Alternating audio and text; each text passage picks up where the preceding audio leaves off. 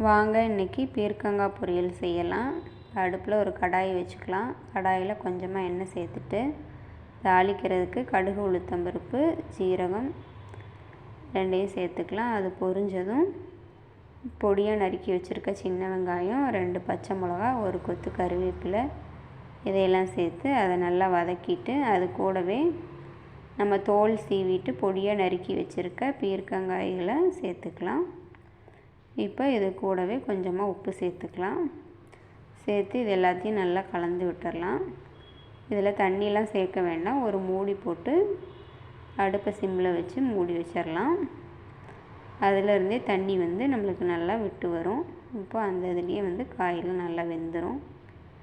லாஸ்ட்டாக கொஞ்சமாக துருவின தேங்காய் சேர்த்து இதை நல்லா கலந்து விட்டுடலாம். அவ்வளோதான், பீர்க்கங்காய் பொரியல் ரெடி. நீங்களும் இந்த மாதிரி செஞ்சு பாருங்கள்.